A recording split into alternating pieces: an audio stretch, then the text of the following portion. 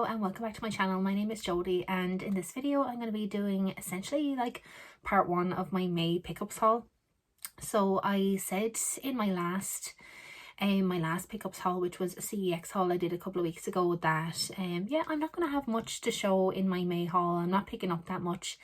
Yeah, well, I said that and then literally just kind of went on like a spending binge, and I just picked up a load of titles. So yeah, I was basically just lying to everyone's face, and now I have so much kind of new titles to show that I just said I would just do it in two parts, because or else I'll just be sitting here all day like literally talking and kind of showing the titles.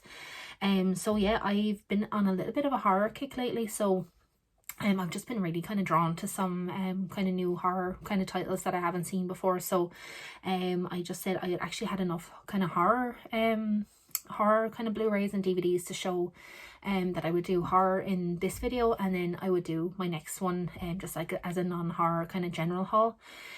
So yeah, we're just gonna get stuck into all the horror titles that I picked up in May, and yeah, I think I got some really good ones. So yeah, for the most part, I've actually been kind of picking up like kind of the more boutique label Blu-rays, which is always really nice. I just love kind of getting some new additions to my my Eureka, my BFI, Arrow, all that kind of thing. So I do have a good few titles here from those labels, but then I have a couple of kind of just general DVDs as well to show at the end. So I'm just starting out with a couple of the Vestron Video Collector Series. These are from Lionsgate. So I picked up two titles from the Vestron Collector Series. And the first one it's a film. I think it's kind of like a cult classic film at this point, but it's one I had never seen before, and I'm a massive fan of Wes Craven, so I just have kind of really was in the mood to kind of pick this one up and check it out.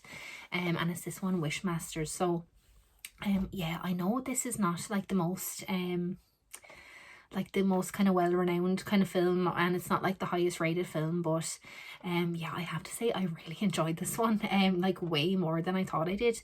I feel like this is just one of these movies that, like, if you kind of watch it in the right mood, if you're just looking for something that's just a bit of fun and a bit kooky, a bit kind of far-fetched, and like just, you know, you're not kind of expecting too much, this is like a really fun watch. So this one is from 1997. It says this one is from. It's produced by Wes Craven. It's directed by Robert Kurtzman. So essentially the story is about this girl who I think they call her a gemologist in the movie. So her job is to kind of value all these kind of precious gems, and she comes into the possession of this kind of rare opal, which we kind of find out then is like kind of houses this this kind of genie, or they call him like a djinn. And he is very evil, and essentially he is kind of unleashed on the world, and he is literally just like one of these just completely like evil characters who just goes around, and he can only enact his power if someone makes a wish, or if they says I want something, or I wish, or you know, that kind of thing. So essentially he goes around kind of granting all these kind of wishes, but in like very like insidious ways. And then so he's kind of tracking down this girl then who essentially came into the possession of the opal. So yeah, like it's a totally kind of bonkers, very far-fetched story. A lot of things kind of happen like very conveniently in this story, but you know what, it is a lot of fun, and it's just a movie that if you kind of you're into your kind of silly kind of fun kooky horror, and you're not going to take it too seriously, like this is a really fun watch. The girl that actually plays like the main character in it, like she's, God love her, she's not the best actress in the world. There's a few scenes of her kind of having all these kind of visions of the djinn, and she's kind of screaming and everything, and like the acting is not great.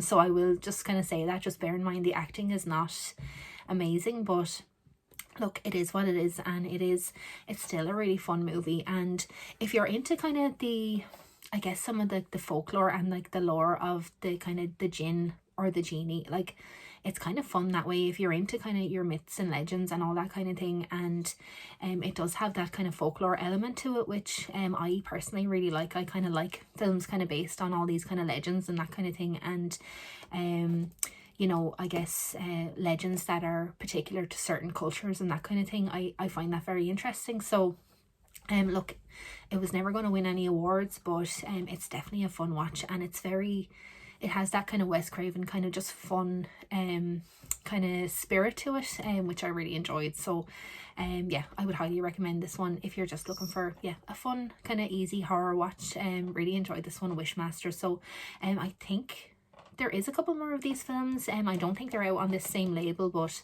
yeah, I'm sure I will probably get to maybe watching one or two of the other ones at some point. But yeah, Wishmaster, really enjoyed this one. So the next title I picked up from this Vestron collector series is this one, The Unholy. Now, I actually haven't gotten around to checking this one out just yet, but this one, it doesn't have the best reviews and everything online, but there was still a couple of elements to it that just sounded interesting to me. So I just said I would pick it up, and both these Vestron collectors titles were, I think they were like 12 or 13 euro each. So like really reasonable to get like a nice you know, like a nice kind of release like this. So this one, it is from 1987, and just really briefly, it says, in New Orleans, a city with a dark underside of black magic and satanic worship, 2 priests have been brutally murdered at St. Agnes's Church. Now the unholy reigns, only to be challenged by the purest of mortal souls.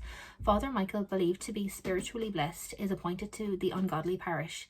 Is he, the chosen one, strong enough to fight such ravishing temptation, such a raw evil, or will he simply be the third to die? Some say Father Michael hasn't got a prayer.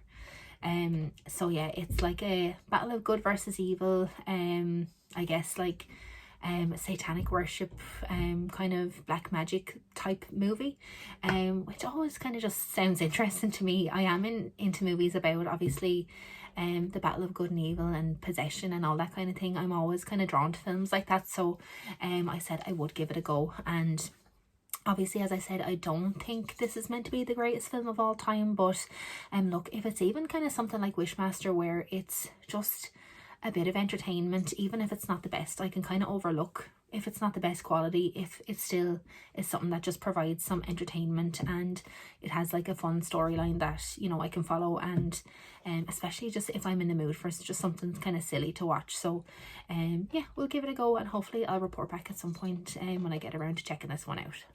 So next I'm moving on to Eureka. So I picked up 3 Eureka Classics titles, and yeah, all of these I'm so delighted to have picked these ones up. So the first one, this is a film I actually didn't really know much about. This film, it's from John Frankenheimer, and it's from the year 1979, and I genuinely hadn't really heard much about this, so it was pretty much a blind buy when I picked it up.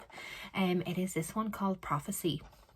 Now, this is another one that I actually recently checked out, just over the weekend, and I enjoyed this film so much. Again, another one that I didn't have a clue what this was going to be about, but oh my god, I really enjoyed this film, and this is just one that really just kind of captured my attention, kept me really entertained, and I really enjoyed the story and the effects and everything that kind of went along with it. So really enjoyed this one. So yeah, this film was really interesting. So it kind of started out kind of what you think is more of like an environmental kind of disaster movie, or like you know, like a cautionary tale, but it turns into like a straight up horror movie, which I thought was really cool. It was a really interesting concept. So essentially, this doctor and his wife, they travel out to Maine, and essentially they're going out there to kind of investigate like a lot of kind of strange happenings out there. So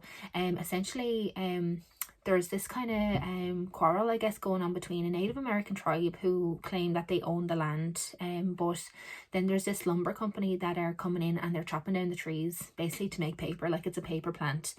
But a lot of these kind of strange things start happening. So there's like a lot of kind of deaths in the area. A lot of the animals are acting really strange, like acting like really rabid and crazy, and a lot of the babies from like the tribes people are being born like stillborn, and you know, with kind of some kind of mutations and all that kind of thing when they're born. So the doctor and the wife, they basically go out and kind of research what's going on, and they investigate to see, is there anything that this kind of paper company are doing that is causing the, you know, all these kind of you know, malformations and, you know, all this kind of thing. So They basically, I obviously don't want to spoil anything, but they basically do kind of uncover something that is causing kind of what is going on. So then while all this is going on, then there is a creature that has kind of been affected by all these kind of mutations and everything, that is essentially like hunting them down, and that is just, you know, kind of hell-bent on kind of killing them basically. So I don't kind of want to say too much about what it is, or, you know, anything like that, because obviously I don't want to spoil it. But so there's this kind of investigative element to it, and then there's just like a straight up kind of creature feature element to it as well, which I have to say I really enjoyed. Again, it's not, you know, the most kind of award worthy kind of film, and you know, some of the effects are quite you know, some of the effects are quite funny as well at times, but I genuinely think it was a really entertaining watch, and I really enjoyed it. So if you're into your creature features, and then if you're kind of interested in that kind of, I guess, the ecological kind of side of it, you know, and films that do kind of tell kind of these, yeah, like I said, kind of cautionary tales, kind of environmental cautionary tales, this could be right up your street. Yeah, I enjoyed this so much. So yeah, as I said, it's available on Eureka, on the Eureka Classics label, yeah, from 1979, directed by John Frankenheimer. So yeah, this one, Prophecy, definitely recommend this one. I enjoyed this one so much. Then next, from also from the Eureka Classics, now this is a film that I have seen before. I saw it a few years ago, and it genuinely just didn't do anything for me at the time. I just didn't really think much of it the first time I watched it, but I have to say, on rewatch, I enjoyed this film a hell of a lot more. And yeah, I ended up just having a great time with this film. So the film in question is it's this one, Sleepwalkers, and obviously based on a story. Actually, I don't think it's based on a story from Stephen King. I think Stephen King actually wrote this story for the screen. I'm nearly sure, now don't quote me on it. I think this could have been one of his only stories that wasn't in a book first. I think he just wrote it for the film. So yeah, this, as I said, like, I had seen this before, and it just didn't kind of leave any sort of impression on me at all. But just whatever, I don't know, whatever mood I was in when I kind of rewatched it, I just enjoyed this so much, and I just really kind of got lost in the story, and in the I guess the kind of aesthetic of it, and yeah, just everything about this, just, you know, it was just so much more enjoyable on a second watch. So for anyone who hasn't seen Sleepwalkers, so essentially the story kind of centers around this mother and son. They have a really weird relationship, like this kind of weird incestuous relationship where they're mother and son, but they also sleep together, and it's just really weird. But essentially they are these kind of shapeshifters, and essentially, in order to survive, they need to like feed off, basically, like by sucking the life out of virgins, basically virgin women. So basically the son, he's kind of like a teenager, so he goes out and he kind of joins the school in this town and everything, and he's very seemingly very nice and very normal. And then he meets the character played by Machen Amick, who, by the way, is just like the most gorgeous woman ever. She's just absolutely stunning, and he basically meets her, and he kind of lures her in, and they kind of basically start kind of forming a relationship and start dating. But essentially he is kind of planning to essentially kind of suck the life out of her to feed his mother. But yeah, it actually turns out that the only kind of weakness that these shapeshifters have are cats, and basically kind of just house cats. And it turns out that a cat scratch is kind of fatal to them. So they kind of avoid cats like the plague. And there's a lot of cats in this movie, and there's also a police officer who has a cat in it. So if you haven't seen it, definitely keep an eye out for those characters, because they're probably the best characters in the film, to be honest. This police officer and his cat. So I don't want to go too much more into kind of talking about this movie, because I will be doing a cat horror movie kind of video where I'm going to review an array of kind of cat related horror movies. I do have a couple more that I have in this haul, but I don't want to go too much into detail on those, because as I said, I will be kind of breaking them down a little bit more in a future video, so definitely keep an eye out for that. But yeah, I have to say, like, on rewatch, I just absolutely adored this film. And definitely the special effects and everything in this are really not great. There's one scene where like the main guy has like a cut, and you can literally kind of see the outline of the you know, whatever kind of special effect they kind of applied to the skin to make it look like a cut. Like, it's really kind of raw special effects. But look, if you can kind of just get over that and kind of just have a bit of fun with it, it is a fun movie to watch. And yeah, it doesn't kind of take itself too seriously. So definitely one I enjoyed way more on a second watch. So yeah, another one I'm so happy now to have in the collection. And I just love the artwork on this as well. I just kind of want to get this artwork framed. I just think that's absolutely gorgeous. So yeah, Sleepwalkers, really enjoyed this one.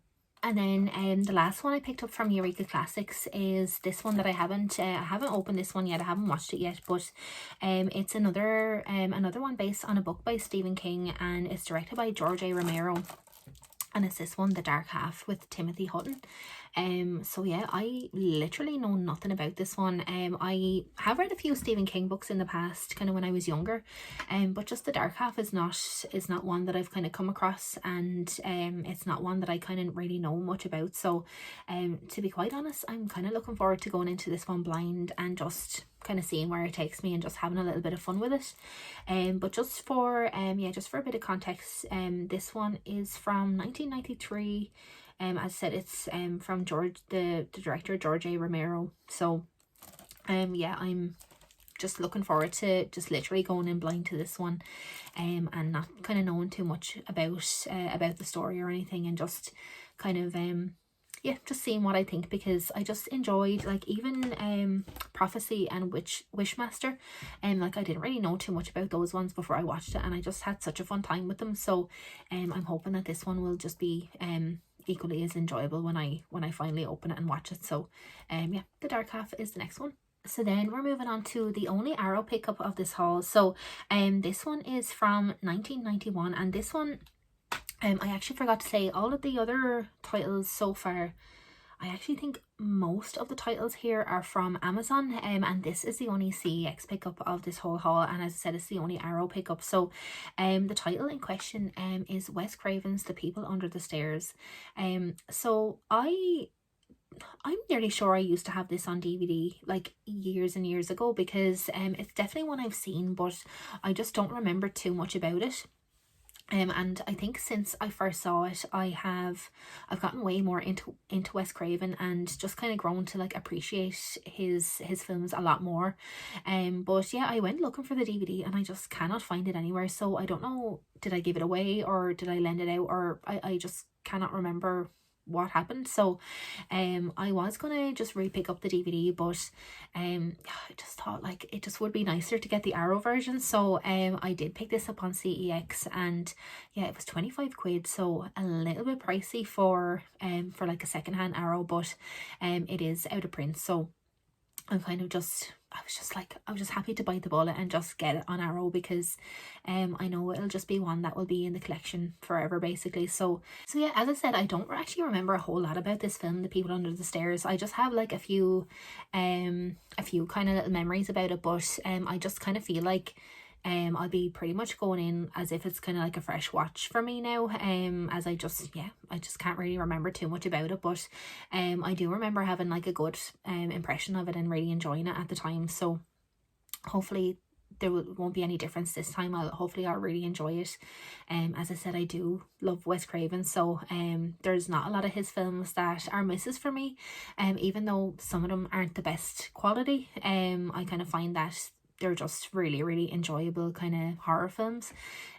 So yeah, definitely looking forward to going back into this one and kind of refreshing my memory as to what it's all about. But yeah, if anyone else is a fan of this one, definitely please let me know. And yeah, I look forward to hearing your thoughts on this, or any of the other titles that I picked up. But yeah, The People Under the Stairs is the next one.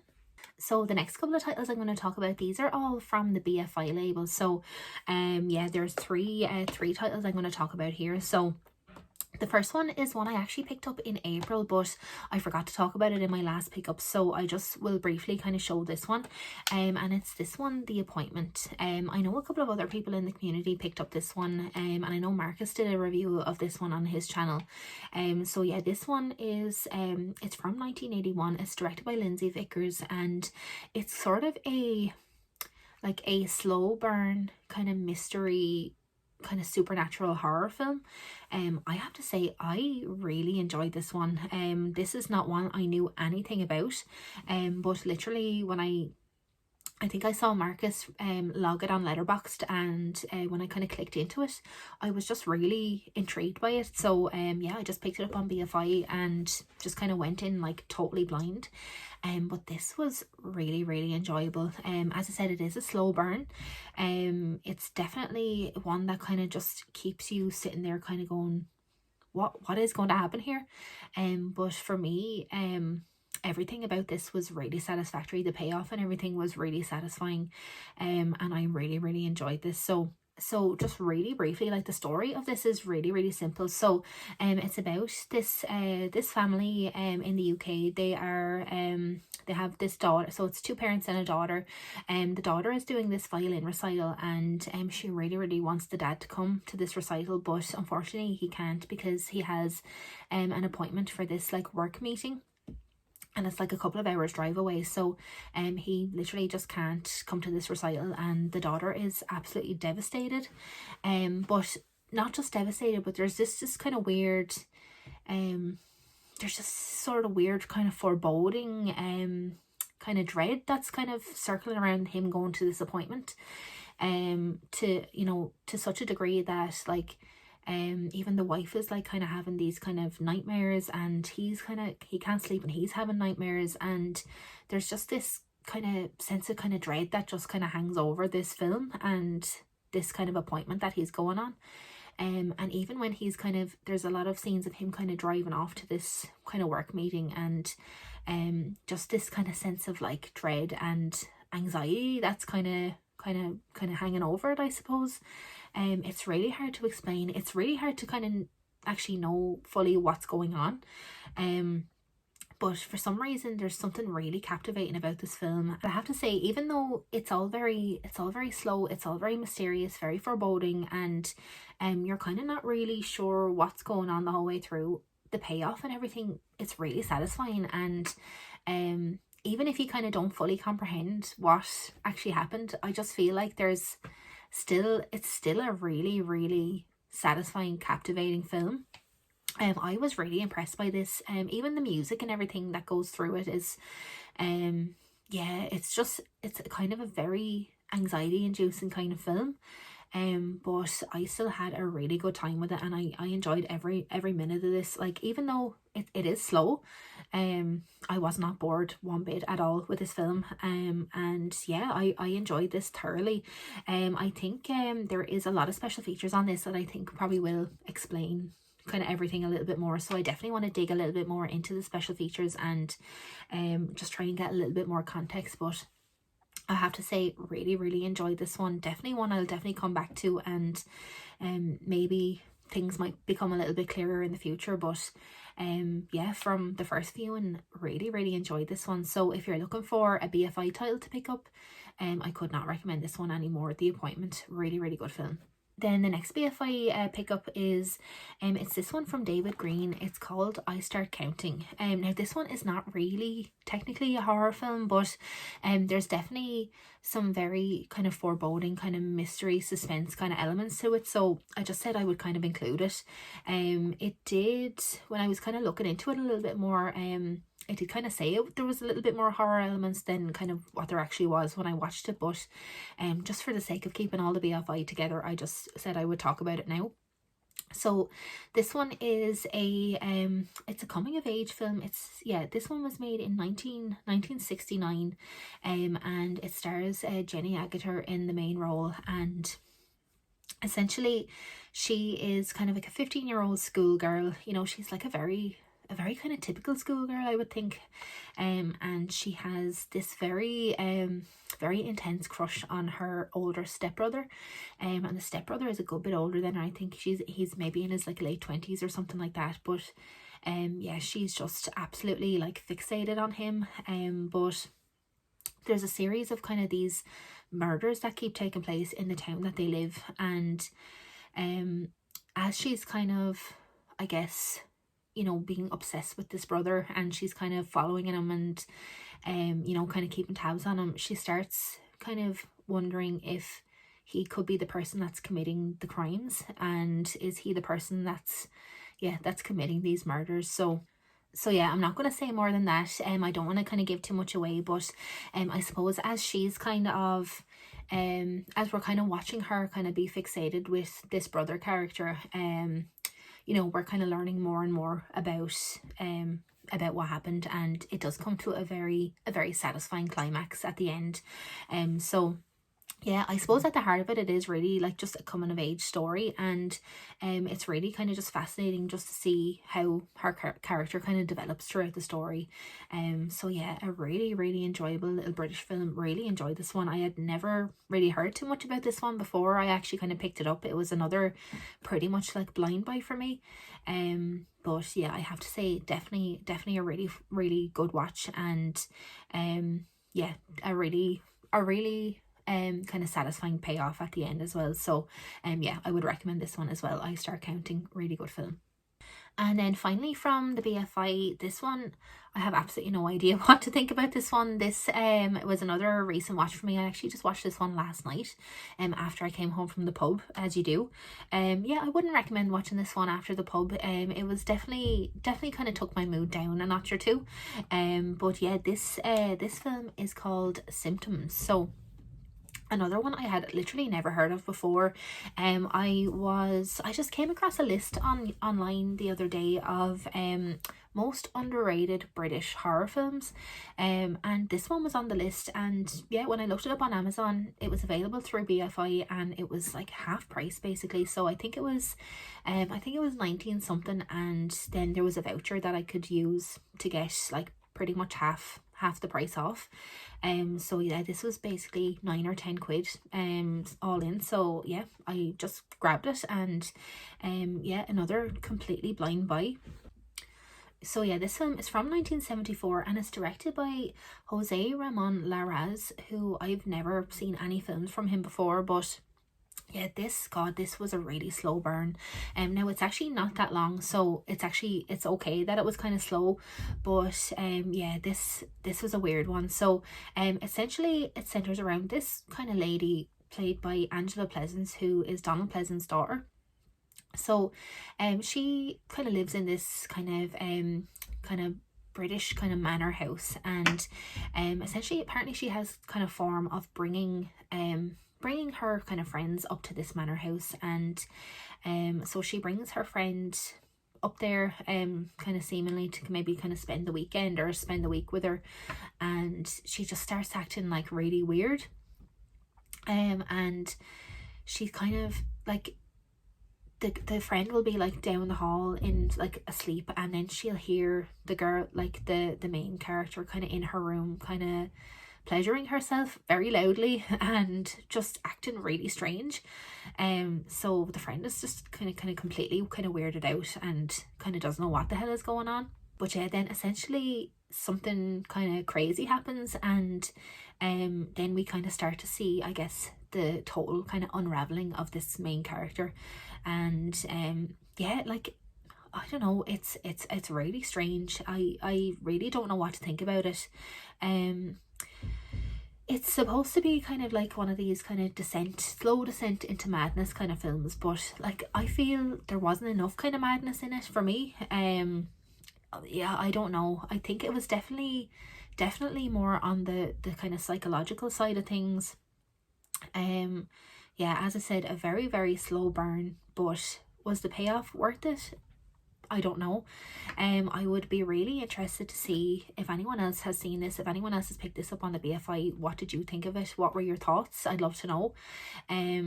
yeah, I don't think this one was for me. I think it was a beautifully shot film, beautifully made. I thought the actors did a good job. But just something about the story didn't kind of satisfy me, I guess, as much as I would have liked to. So yeah, I don't know, a really odd one. When I logged it on Letterboxd as well, I actually only gave it 2.5 out of 5. I just couldn't bring myself to give it any more. But no one else that I follow had logged this film, so if anyone else has seen this, or if they have even picked it up in their collection, I'd love to know what your thoughts are, or if you do kind of watch it in the future, please let me know kind of what you think of it. Maybe I'm missing a trick, but there is a little booklet in here that kind of gives like a lot more kind of context and everything on the film, so I definitely kind of want to read it and maybe yeah, maybe get a little bit more context for the story and kind of what it all means and everything like that. But yeah, a very strange little film. I don't know if my thoughts are even like coherent on this film, but yeah, I really don't know what to make of this one. So I think it's just another one of these films I'm just gonna have to maybe sit with for a little while and kind of figure out my full thoughts on it. But yeah, Symptoms, I'd love to know if anyone else picks this up and watches it, and definitely please let me know what you thought. So then the final Blu-ray I'm going to talk about, this one is actually an upgrade for me. So this is an upgrade from a DVD that I've had for years and years, but as I'm going to be doing my cat horror movie video at some point, I said I would treat myself to a nicer copy of this movie, because this is definitely one I'm going to be revisiting for the purposes of making that video. So the movie in question is Pet Sematary. So I just really liked the artwork on this one, so I just could not resist picking it up, and it was only I think 7 or 8 quid, which is absolutely fine by me to kind of upgrade the copy that I have. So I'm sure probably a lot of people have seen Pet Sematary, so I'm not going to talk about it because I'm going to save it for my other video. But yeah, it's a film that I remember enjoying when I first watched it. And yeah, I read the book and everything, so I do really enjoy the story of this film. So yeah, it'll be one that I'll be rewatching really soon. And then lastly for this haul, I do have 2 DVDs. So the first DVD I picked up is another one of these kind of cat themed horror movies. This one, I know this one is available on Blu-ray through, I think it's through Arrow, in their Edgar Allan Poe collection. But yeah, it was like, I think it was going for like 50 odd quid. So I was like, no, I'll just pick it up on DVD, and then if it's ever on sale, then I will probably upgrade it onto the Blu-ray. But the title in question is this one, The Tomb of Lia. So this is a Roger Corman production and directed film. But yeah, not one that I know kind of too much about. I definitely want to kind of get more into this kind of more old school horror. I know like Vincent Price is kind of one of these I guess like these kind of icons of horror, but I haven't really seen that much that Vincent Price has done. So definitely one I'm really excited to watch. And yeah, and obviously the fact that it's Edgar Allan Poe, it's obviously like a classic horror story as well. So yeah, I'm really excited to check this out. So you will probably see this one in my cat horror movie video whenever I film that one and get that one up. So yeah, The Tomb of Lia is the first DVD. And so the final DVD of the haul, now this is a really random pickup. Don't even ask me how I came across this film. I really don't know. But essentially one of my favourite paintings of all time is American Gothic by Grant Wood. And somehow I managed to discover a horror movie based on that painting. And it is of the same name, American Gothic. So I love that painting because I'm a big fan of like kind of old school Americana kind of aesthetic, like kind of, you know, early kind of turn of the century American kind of aesthetic. I just think it's just so attractive. It's why I love kind of films like Days of Heaven and that kind of thing. But yeah, I've just always loved that painting. So when I saw there was a horror movie based off it, I just absolutely had to grab it and just see what it was all about. So it seems like it's about this kind of group of friends that are on like maybe like a road trip or something, and when they break down, they kind of find this kind of old farmhouse with this kind of very old-fashioned kind of couple living in it, who kind of seem like they're all, you know, kind of good Christians, and you know, very kind of homely, very pastoral, that kind of thing, but it turns out that they're killers basically. So yeah, the main characters are played by Rod Steiger and Yvonne DiCarlo. So yeah, I have no idea what this is going to be like, if it's going to be any good or not, but another one that I think, even if it's just a bit of fun and just some kind of light entertainment, I'm just happy to just throw it on and just kind of go with the flow. So yeah, another one. My expectations are not like overly high for this one, but again, like I've kind of just been on a little bit of a horror kick and just an easy kind of horror watch kind of kick. So I think this will hopefully slot right into that and will just be another like fun, entertaining watch. So yeah, American Gothic is the last pickup of the haul. So yeah, that is all of the horror titles that I picked up in May. And so I'll just do a little stack. So yeah, these are all the titles that I'm adding to my collection. So I will, as I said, there will be a part 2 to this, which will be all the titles that are non-horror that I picked up in May. So definitely keep an eye out for that, because there's quite a few of those as well. So I will try my best to kind of skim through them as much as I can. But yeah, I'm really excited about some of these pickups, and a lot of the ones I've seen I've really enjoyed so far. So yeah, I'm really happy with my pickups for May. So yeah, so if you are still watching this video, thank you so much for tuning in. I really appreciate it, and definitely please leave a comment down below and just let me know if there's any of these titles that you've seen, or if any recommendations you have kind of based off some of these titles that I've enjoyed as well. Definitely please let me know down below. But yeah, as I said, thank you so much for watching, and I look forward to speaking to you in the next video. Bye.